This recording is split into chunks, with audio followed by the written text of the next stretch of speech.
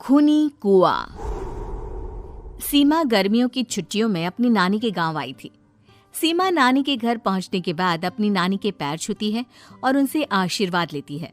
तभी उसकी नानी उससे कहती है, इतनी बड़ी हो गई मेरी सीमा, चल जल्दी से हाथ मुंह धो ले, मैं तेरे लिए खाना लगा देती हूँ।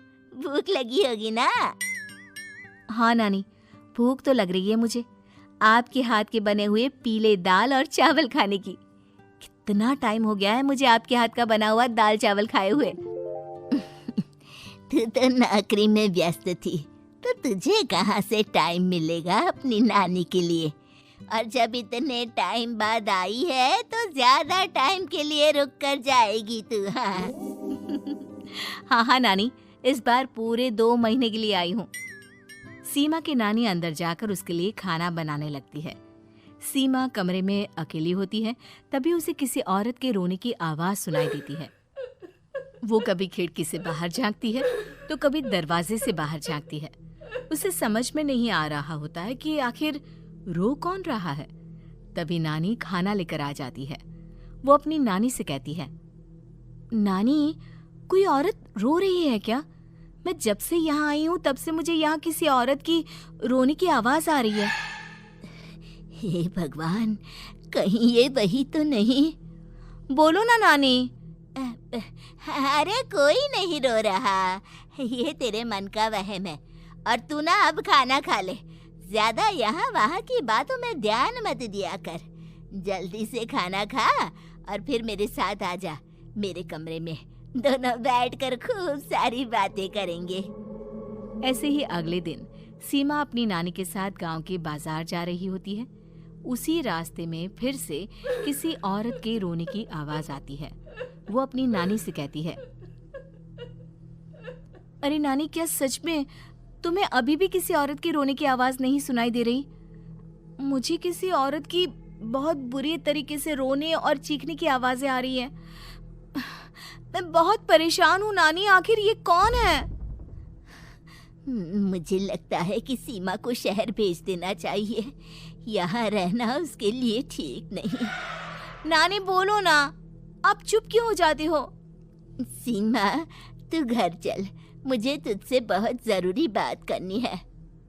नानी सीमा को घर ले आती है और सीमा से कहती है, सीमा, कल सुबह तू शहर वापस चली जाएगी। अरे अचानक? आखिर क्या बात है नानी, आप मुझे ऐसे जाने को क्यों कह रही हो? मैं बस जो कह रही हूँ उस पर ध्यान दे। तू कल सुबह यहाँ से चली जाएगी, और ये बात मैं कोई मजाक में नहीं बोल रही। तू कल जाएगी तो मतलब जाएगी। अरे नानी, चली जाऊंगी मैं, ठीक है, पर आखिर बात क्या है ये तो बता दो। मम्मी से कोई बात हुई है या फिर मुझसे कोई गलती हुई है जो तुम मुझे अचानक से जाने के लिए बोल रही हो? देख सीमा, रात बहुत हो चुकी है और मुझे इस बारे में कोई बात नहीं करनी। चल, अब चल के मेरे साथ सो जा। सुबह की बस पकड़कर तुझे शहर भी तो जाना है। सीमा को अपनी नानी का ऐसा व्यवहार देखकर बहुत ही अजीब लगता है। उसे कुछ समझ में नहीं आ रहा होता है कि आखिर उसकी नानी उसे अचानक से गांव छोड़कर जाने के लिए क्यों कह रही है। ये सारी बातें सोचते सोचते सीमा की आंख लग जाती है और वो अपनी नानी के साथ सो जाती है। ऐसे ही आधी रात को सीमा को फिर से किसी औरत की रोने की आवाज सुनाई देती है। वो उस औरत की आवाज सुनकर बार बार करवटें बदल रही होती है और तभी उसे सपने में भी एक अजीब सी औरत की परछाई दिखाई देती है, जो इतना चीख चीख कर रो रही होती है कि सीमा डरकर उठ जाती है। वो पूरे पसीने पसीने हो रही होती है। वो अपने आसपास देखती है तो घर में बिल्कुल शांति का माहौल होता है। सीमा घबरा जाती है। वो अपनी नानी को जगाने की कोशिश करती है, मगर उसकी नानी नहीं जगती। सीमा को फिर से उस औरत की रोने की आवाज सुनाई देती है। आखिरकार सीमा अपने आप को रोक नहीं पाती और वो घर का दरवाजा खोलकर बाहर निकलती है। आखिर ये माजरा क्या है? आज तो मैं पता करके रहूंगी। अब आवाज का पीछा करते हुए सीमा आधी रात को गांव के चौपाल के पास बने कुएं के पास पहुंच जाती है, जहां कुएं की चारों ओर बेड़ियां लगी होती हैं। उन बेड़ियों में लगे हुए ताले के साथ एक लाल रंग का कपड़ा और माता रानी का कलावा बंधा होता है। उस कुएं में से सीमा को किसी के रोने की आवाज आती है। सीमा परेशान हो जाती है। इस कुएं में कौन है? कौन है यहाँ? सुनो, कौन है? कौन रो रहा है?